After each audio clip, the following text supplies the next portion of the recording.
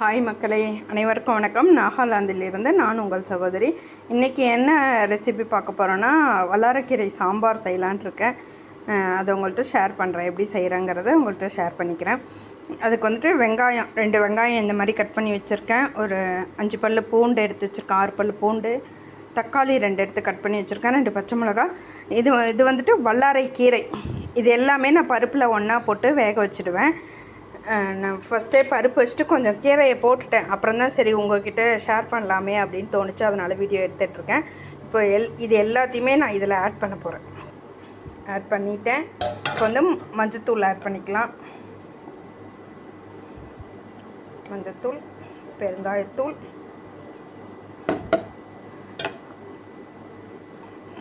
ஒரு ஸ்பூன் எண்ணெய் விட்டுக்கிறேன். அவ்வளோதான். இப்போ பருப்பு வேகிறதுக்கு ஒரு 4 விசில் விட்டு எடுத்துக்கலாம். இதிலே வந்துட்டு சாம்பார் தூளும் நான் ஆட் பண்ணுறேன். நம்ம வீட்டில் அரைச்ச மிளகாத்தூள் தான். ஒரு ஸ்பூன் ஆட் பண்ணுறேன். 2 பச்சை மிளகா போட்டிருக்கோம். அவங்கவுங்க காரத்துக்கு தகுந்த மாதிரி ஆட் பண்ணிக்கோங்க. இப்போ எல்லாம் போட்டு கலந்து விட்டாச்சு. இப்போ இது ஒரு 4 விசில் வைப்போம். 4 விசில் வச்சதுக்கப்புறமா குக்கர் ஓப்பன் பண்ணி அதில் கடுகு ஜீரகம் தாளித்து கொட்டினா அவ்வளோதான், சாம்பார் ரெடி. வல்லாரக்கீரை போட்டதுனால அவ்வளோ வாசமாக மணமாக இருக்கும் சாம்பார்.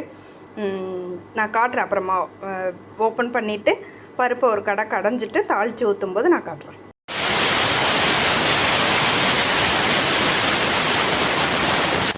இது 4வது விசில். இப்போது நம்ம குக்கரை கீழே இறக்கி வச்சுக்கோம். குக்கர் விசில் போயிடுச்சு. இப்போது திறந்து பார்க்கலாம் பருப்பு எப்படி இருக்குன்னு.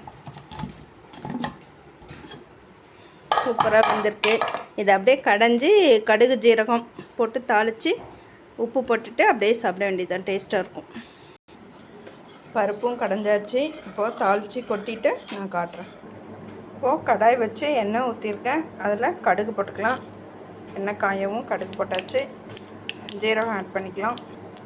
ஜீரகம் ஆட் பண்ணியாச்சு. ஒரே ஒரு வரமிளகா போட்டுக்கலாம். இப்போது தாளித்ததை பருப்பில் ஆட் பண்ணிக்கலாம். இப்போது பருப்புக்கு தேவையான உப்பு சேர்க்கலாம்.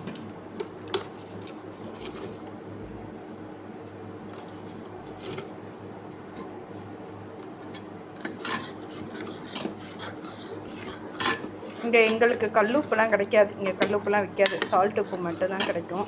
அதனால் எல்லா சமையலுக்குமே நான் சால்ட் உப்பு தான் யூஸ் பண்ணுவேன். இப்போ பருப்பு வந்து கொஞ்சம் கெட்டியாக இருக்குது. அதனால் நம்ம தண்ணி எவ்வளோ தண்ணி வேணும், நமக்கு எந்த அளவுக்கு தண்ணி வேணுமோ அந்த அளவுக்கு ஆட் பண்ணிக்கலாம். நான் கொஞ்சம் தண்ணி ஆட் பண்ண போகிறேன்.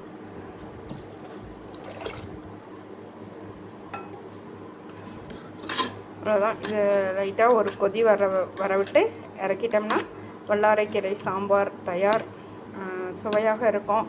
வல்லாரோடைய மருத்துவ குணங்களை பற்றி நான் வீடியோ போட்டிருக்கேன். அதை பார்த்து தெரிஞ்சுக்கங்க. தெரியாதவங்க எல்லாருக்குமே தெரியும் வல்லாரக்கீரையுடைய மருத்துவ பயன்கள். ஞாபக சக்தியை இன்க்ரீஸ் பண்ணும்.